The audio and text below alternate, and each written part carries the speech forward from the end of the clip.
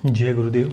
अनंत कोटि ब्रह्मांड नायक सदगुरुदेव गुरु गणेश नाथ जी के चरणों में कोटि कोटि प्रणाम और महादेव के चरणों में कोटि कोटि प्रणाम। सभी गुरु भक्तों को जय गुरुदेव। हर हर महादेव, शंभो शंकर, शंभो शंकर।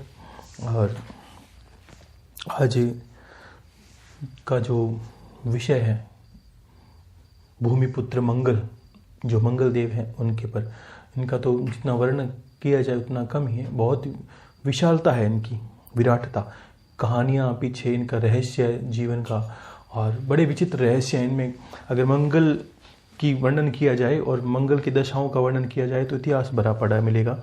इसमें आप बोलोगे छोटी छोटी घटनाएं नहीं, बड़ी बड़ी घटनाएं इनकी वजह से हो चुकी है। आप इनको आज बड़े गौर से सुनना। कहते हैं कि मंगल देव की जिनको दशा होती है और वो मंगल देव की कथा को सुन लेते हैं, उससे भी उसके जीवन में मंगल का प्रभाव कम होने लगता है।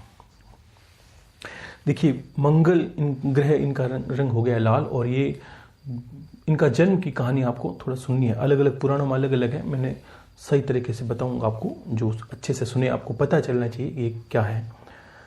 इनका स्थान बताया गया है, मुखम अंगारक पादु। अंगारक एक योग बनता है जब हमें मुख में इनका वास होता है, ठीक है। और लाल रंग के अंदर यानी हमारे रक्त की सारा संचार, लाल रंग जो प्रतिनिधित्व होता है रक्त का, ये इनका मतलब इनका प्रभाव रक्त के अंदर और वाणी के अंदर। क्योंकि जिनका, अब कुछ लोगों ने पूछा गुरुदेव राशि के ग्रह स्वामी, तो जैसे महेश राशि के ग्रह स्वामी खुद मंगल देव हैं। और इन राशि के स्वामी से ये अनुभव हो जाता है ज्योतिष में देखने से कि इंसान का स्वभाव उस राशि के ग्रह के काफ़ी ज़्यादा मिलता जुलता है। यानी उस ग्रह का, उस जो व्यक्ति का जो राशि ग्रह या राशि का स्वामी है उसके अनुसार उसके काफ़ी गुण उस ग्रह के अनुकूल उसको मिलेंगे। तो फिर मंगल देव की जहाँ तक बात आती है, अब इनको बोला है भूमिपुत्र, यानी माता पृथ्वी के पुत्र। इनके अलग अलग पुराणों में, स्कंद पुराण में आती है एक, विवर्त खंड में, और एक आती है शायद देवी पुराण में भी इसकी बात है।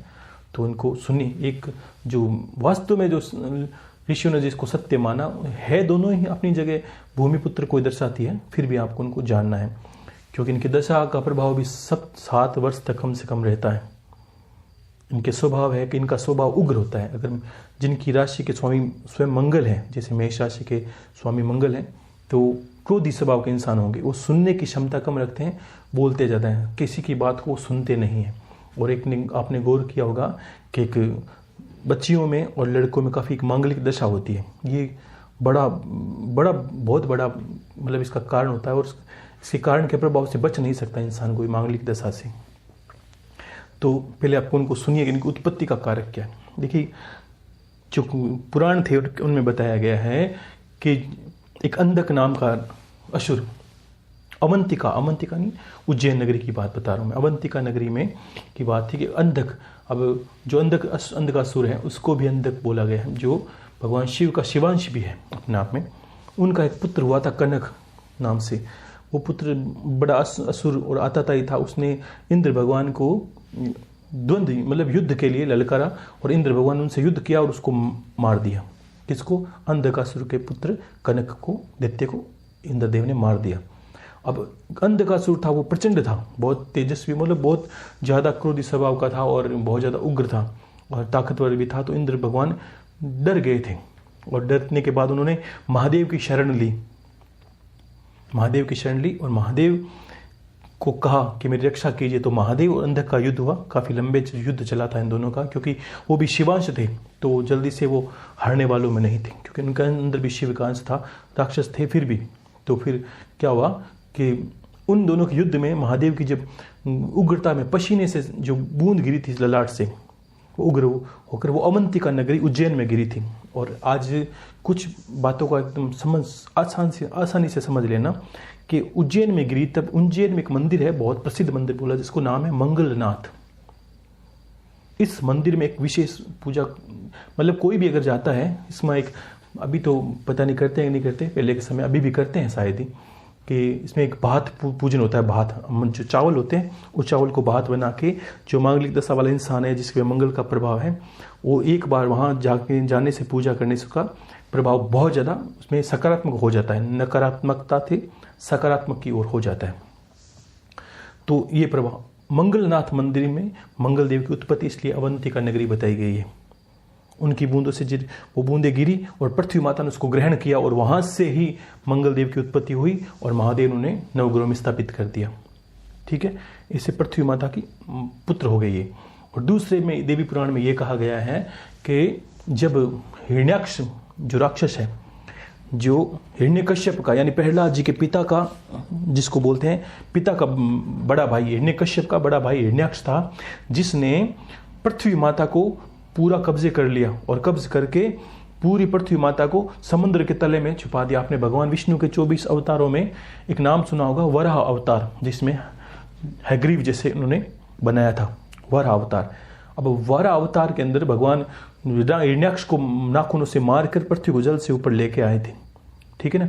और पृथ्वी का उस वक्त साकार रूप बना था माता पृथ्वी का, और माता पृथ्वी को रूप को देख इतनी आकर्षित रूप था उनका। अब देखिए साक्षात इसको ये समझना है कि पृथ्वी माता ही लक्ष्मी का स्वरूप भी है, मैं आपको बताऊंगा। तो विष्णु भगवान जो वरा रूप है उनको आकर्षित हुए और उन दोनों में प्रेम प्रसंग की वजह से जो पुत्र की प्राप्ति हुई क्रोधवश, तो पृथ्वी माता के पुत्र उस वक्त मंगल देव हुए थे। ये भी तो दोनों स्थिति में आप ये समझिए कि भूमि के पुत्र हैं, अलग अलग पुराणों में अलग अलग बातें हैं, लेकिन मंगल देव की उत्पत्ति वहां हुई थी। ठीक है। और पृथ्वी माता को क्या कहा, लक्ष्मी स्वरूप। किस लिए हम लक्ष्मी माता की आरती पढ़ते हैं तब क्या बोलते हैं, तुम हो पाताल निवासिनी, यानी पाताल यानी पृथ्वी माता ही लक्ष्मी माता का स्वरूप है। ठीक है। तो फिर इनके जो पुत्र हुए थे तो उनका नाम मंगल, तो इनको भी मंगल। ये दोनों अलग अलग बातें हैं, कथाएं, लेकिन फिर भी आपको दोनों याद होनी जरूरी है। इनको सुनने से भी मंगल देव की कृपा होती है इंसान के जीवन में। अब इनके प्रभाव से होता क्या है, मंगल की दशा 7 वर्ष की लग जाती है लोगों को, और मंगल के प्रभाव से क्या, एक तो इंसान क्रोधी स्वभाव ज़्यादा होता है, झगड़ालू ज़्यादा होता है, सुनता कम है, मानता किसी की नहीं है, अपनी इच्छाएं करेगी, चाहे कितना ही घाटा लगे वो अपनी इच्छा की करेगा। क्रोधी स्वभाव के इंसान हो जाते हैं। और दूसरा, उनको अगर ज़्यादा कुपित हो जाए मंगल देव तो क्या होता है कि रक्त के विकार, बहुत से स्त्रियों को, पुरुषों को खून की कमी रहती है चाहे किसी स्थिति में आए, और अनंत में ज़्यादा प्रभाव हो जाए इनका तो ब्लड कैंसर तक लोगों को हो जाता है। ये सारा मंगल का प्रभाव है। और इनके प्रभाव से ऐसा भी होता है कि हल्का प्रभाव जीवन में आता है, और हम अगर पूजन पाठ या कोई विधि नहीं करते, मान लो इनको शांत करने की, या इसी क्रिया नहीं जानते, भक्ति भाव भी कुछ लोग करते नहीं हैं, तो 7 वर्ष का इसका प्रभाव होता है। क्यों होता है कि अगर कुछ नहीं करते तो भी ये 7 वर्ष का प्रभाव निश्चित तौर पर इनका पड़ता है। लेकिन हम सकारात्मक प्रभाव करेंगे तो इनके प्रभाव हमें प्लस में मिलने शुरू हो जाएंगे। भूमि पुत्र है तो अगर मंगल की दशा किसी को लगती है तो काफ़ी इंसान ऐसे मिलेंगे जो कहीं जगह जाके व्यापार करें, उनको फलित नहीं होता, फिर वो जगह छोड़ के दूसरी जगह जाएंगे, फिर वो जगह जाएंगे, और मंगल के प्रभाव की वजह से कहीं भूमि उनको, जो भूमि किसी भी भूमि पर, देश की चाहे विदेश की, उनको व्यापार फलित होता नहीं है। ये मंगल का प्रभाव है। अब इनको प्रभाव को शांत करने के लिए देखिए, अगर मांगलिक वगैरह दोष रहे ना किसी को, तो आपको विशेष पूजा होती है मांगलिक की, जो पंडित करते हैं वो करवानी होती है। और दूसरा कि आप अगर मान लीजिए कि मंगल का प्रभाव आपके जीवन में है, आपके व्यवसाय में दिक्कत आ रही है, आप क्रोधी स्वभाव हैं, तो फिर एक विधि सुन लीजिए, अच्छी विधि। पहली विधि ये करनी है आपको कि आपको शिव के मंदिर में जाकर तांबे के कलश में तांबे का कलश, तांबा भी मंगल का प्रतीक होता है, तांबे के कलश में रोली जिसको बोलते हैं, कुमकुम, ठीक है, कुमकुम संकल्प लेकर कुमकुम का जो पानी बनाना होता है, कुमकुम डालकर पानी डाले तांबे के लोटे में, और उस कुमकुम से अभिषेक करना है कि दे रोली का, महादेव का, लाल जल का। और आपको मंगलवार के दिन निश्चित तौर पर करना है, और आपके पास सुविधा है, नहीं तो घर पे भी आप कर सकते हैं। और नित्य करें तो भी मंगल के प्रभाव से बहुत जल्दी आपको आराम आने लगता है।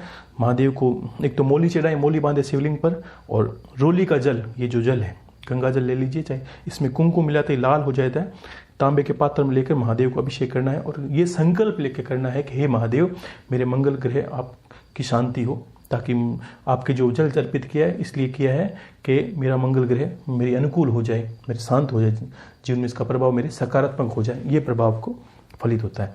दूसरा, इसका जो आगे दान पात्र लिखते हैं हम लोग, तो इसमें आपको ये करना होता है कि मैसूर की दाल, लाल रंग इसका प्रतीक होता है, मैसूर की दाल आपने सबने सुनी होगी, उस मैसूर की दाल को 1.25 किलो लेना है, गीला नारियल, दक्षिणा और कोई भी इसका रत्न तो बताया, मूंगा बताया गया है, लेकिन आप फिर भी रत्न नहीं लेते हैं तो भी कोई लाल कपड़ा लेकर ये शिव मंदिर में आपको ये दान करना है। लेकिन 1.25 किलो मैसूर की दाल, गीला नारियल और दक्षिणा 11 रुपये 5 रुपये जो भी आपकी श्रद्धा है वो मिलाकर एक छोटा लाल कपड़ा, ये मंगलवार के दिन आप शिव को अर्पित करने के बाद शिव को अर्पित कीजिए। यहाँ वहाँ पुजारी उनको हाथों में दे दीजिए, तो भी मंगल का प्रभाव आपके शांत होने लगता है।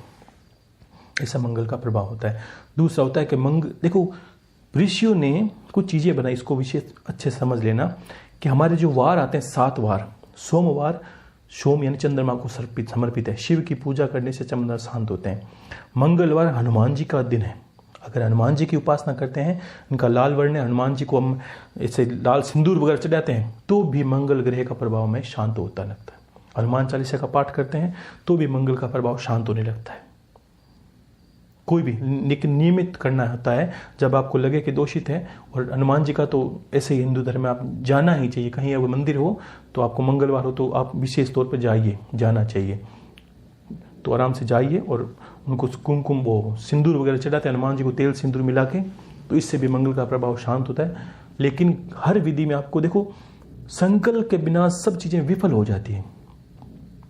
जैसे स्कूल है, देवताओं में क्या होता है, जैसे स्कूल है और हम नहीं चाहते आज स्कूल को छुट्टी लेना चाहते हैं, इसका अर्थ क्या, हम एक अर्जी लिखेंगे कि एक एप्लीकेशन लिखेंगे, इसमें एक विषय होता है कि मैं आज इस हेतु नहीं आता, ये मेरा कार्य है, मैं अपनी माँ के साथ ननिहाल जा रहा हूँ, मुझे आज पेट में पीड़ा है, मुझे बीमारी है, मैं पापा के साथ कहीं जो भी आपकी विषय लिखते हैं एप्लीकेशन अर्जी में, तो ये संकल्प एक अर्जी होती है कि हे महादेव, मैं आपको रोली का जल अर्पित कर रहा हूँ, इसलिए कर रहा हूँ कि मेरे जीवन में मंगल का प्रभाव है वो सकारात्मक हो जाए, मंगल देव मुझ पर प्रसन्न हो, सकारात्मक हो जाए, तो आपको व्यापार फलित होगा, आपका यश गान बढ़ेगा, आपकी वाणी बढ़ेगी और आपका तेज बढ़ेगा। मंगल की वजह से तेज बढ़ता है लोगों का और आकर्षण क्षमता भी बढ़ती है। तो ऐसे ऐसे कार्य आपके जीवन में होते हैं।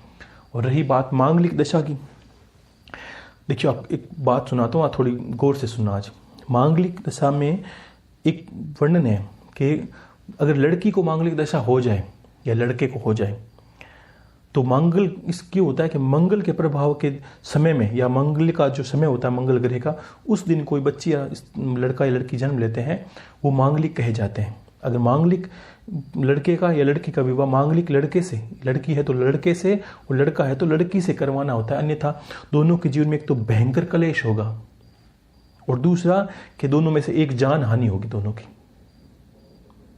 यहां तक इतना प्रचंड प्रभाव है इनका कि यहां तक जान हानि तक हो सकती है, अमूमन होती भी है।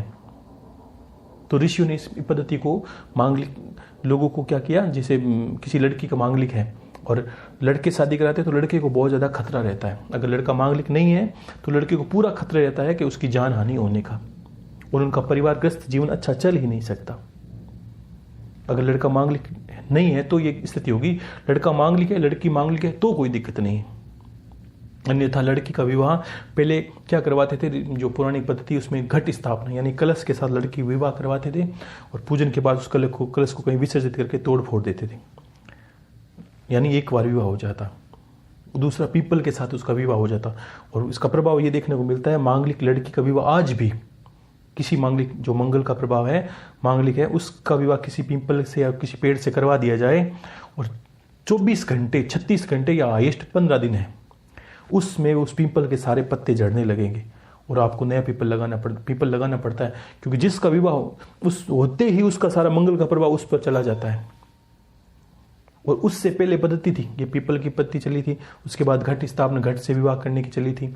और ज़्यादा पौराणिक तो देखो आप, मंगल की वजह से महाभारत घटित हो गई। कैसे मैं बताता हूँ आपको, इसको आप आराम से सुन लीजिए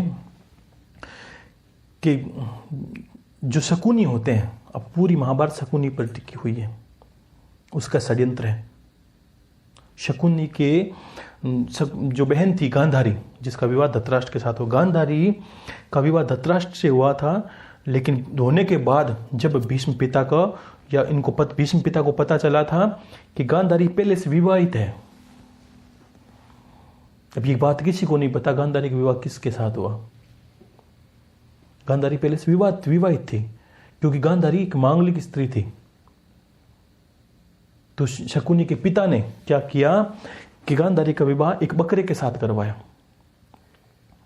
पहले क्या होता था, उस कष्ट को निवारण करने के लिए, ताकि उसका वर सुरक्षित रहे, वो विधवा ना बने, उसको पहले विधवा बनाते थे। क्या करते, एक बकरे के साथ उसका विवाह कराया और विवाह कराने के तुरंत बाद उस बकरे की बलि देते थे।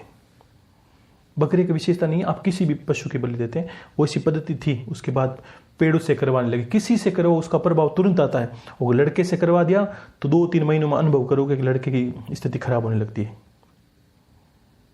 इतना प्रभाव होता है प्रचंड इसका। तो विवाह करवाया, और जब भीष्म पिता को ये पता चला, तब भीष्म पिता ने जो गांधारी के पिता थे, शकुनी समेत 100 सदस्य थे इनके घर के, छोटे बड़े मिलाकर, और 100 सदस्यों को एक कोठरी में डाल दिया जिनमें शकुनी भी शामिल था। सारे गांधार के जो 100 थे इनके शकुनी के परिवार वाले, भीष्म पिता को बाद में पता चला कि गांधारी का विवाह हो रखा है और हमारे साथ छल किया था। उन्हें पता था कि इनका मांगलिक है और इस बकरे के साथ इसका विवाह कर दिया है पहले से। तो क्या किया और शकुनी के जो सदस्य से घर के, तो और कितनी विचित्र बात थी कि उनको काल कोठरी में रखा 100 के, और क्या करते, नित्य भीष्म पिता ने ऐसा दंड दिया था कि 1 आदमी का खाना देना है और 100 आदमी होने चाहिए अंदर, भूखे मरने दो। अब 1 आदमी का खाना और खाने वाले 100 हो, इसका अर्थ ये क्या है, वो खाना नहीं था, मरने के लिए विद्या थी। तो शकुनी का पिता समझ गया था कि ये खाना नहीं देना चाहता, ये हमें मारना चाहता है। तो क्या हुआ कि उसके गांधारी के पिता ने ये सोचा कि अब बचा कैसे जाए। तो गांधारी के पिता ने क्या किया था, सबको रोक दिया कि आपको खाना किसी को नहीं है, याद रखना ये खाने के लिए नहीं है, ये हमें मारने के लिए है।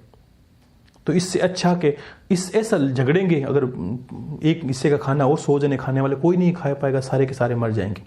इससे अच्छा कि ये एक को खिला दिया जाए।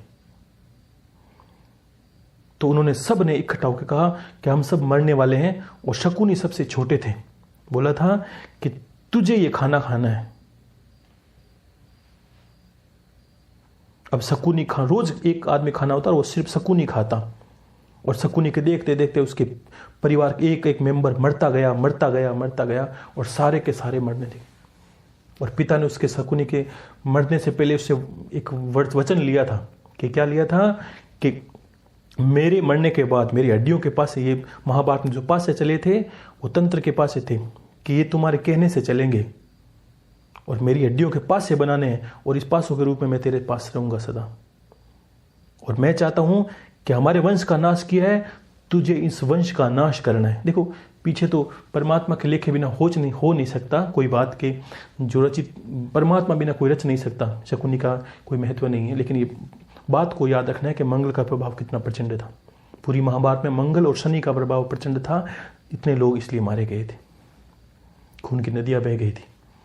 तो शकुनी ने अपने पिता के पास रीढ़ की हड्डियों से पासे बनाए, वो पासे उसमें काम चले थे, और धूर्तता से, छल से एक बचा। तब भीष्म पिता ने देखा ये अकेला बचा, अब क्या करेगा, कुछ कर तो सकता नहीं, इसलिए उसको छोड़ दिया।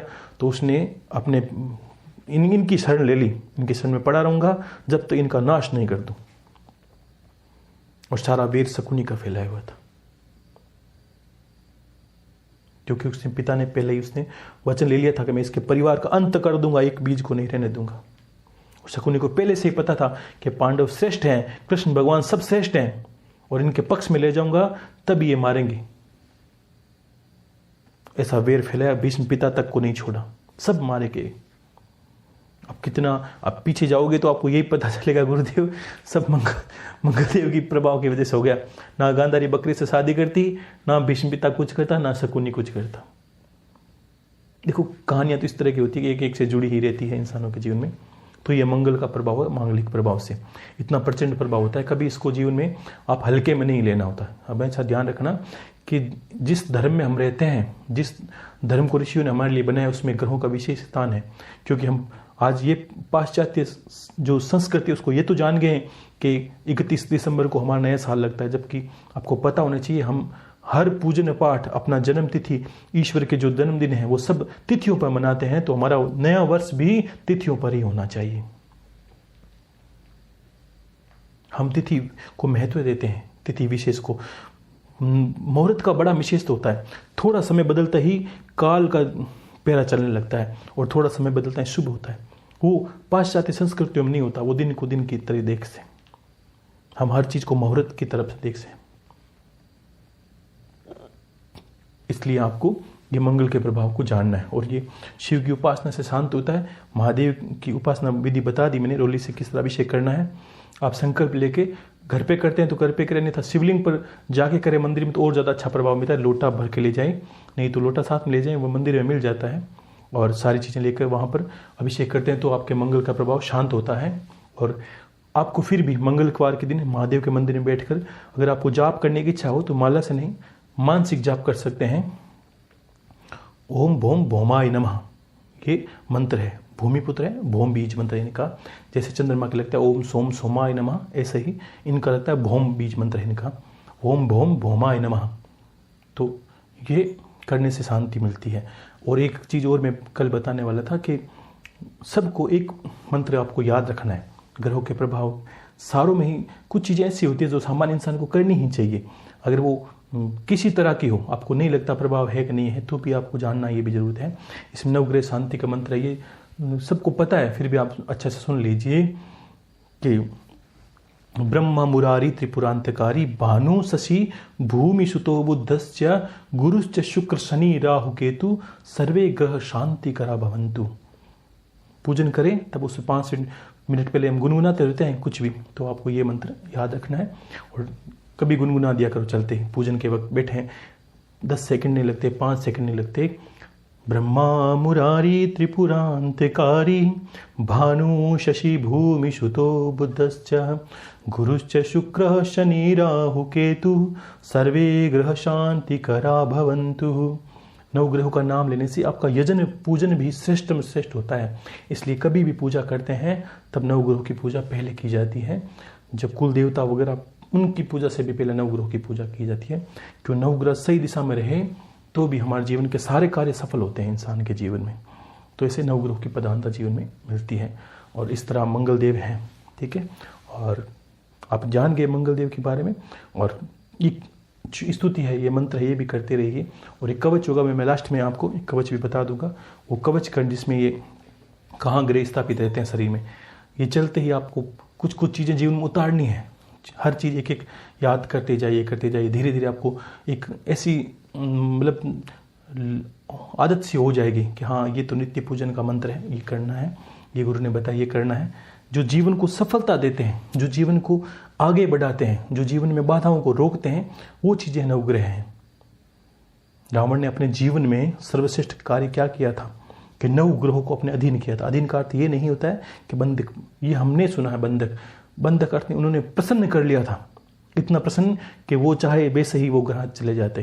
अन्यथा रावण को ज्योतिष में रावण को क्या बताया था कि ये बताया था कि रावण की जो मंडोदरी थे प्रेम विवाह हुआ था, लेकिन मंडोदरी से विवाह होने के वक्त जो कुंडली देखी थी ऋषि ने, तो कुंडली इनके पिता थे रावण के, उनका नाम था विश्रवा ऋषि की संतान थी रावण। और विश्रवा ऋषि की जिन्होंने बताया था कि रावण की अगर मंडोदरी से विवाह होती है तो प्रथम संतान होते हैं उसकी मृत्यु हो जाती है, क्योंकि उनको शनि जो है उनके प्रकोप से, जो एक ऐसा भी होता है कि मंगल का प्रभाव 8वें ग्रह में आने से या शनि का प्रभाव अलग अलग ग्रहों स्थान पर आने पर मृत्यु हो जाती है, ऐसा योग बनता था। तब तक रावण ने नवग्रहों को अपने मंत्रों से अधीन नहीं किया था। तब रावण ने कहा विवाह यही करूंगा मैं, और मैं पहले नवग्रहों को अपने वश में करूंगा। बस का अर्थ ये होता है प्रसन्न, इतना प्रसन्न कर लिया था कि वो जहाँ चाहता कि ग्रह वहीं स्थापित होते।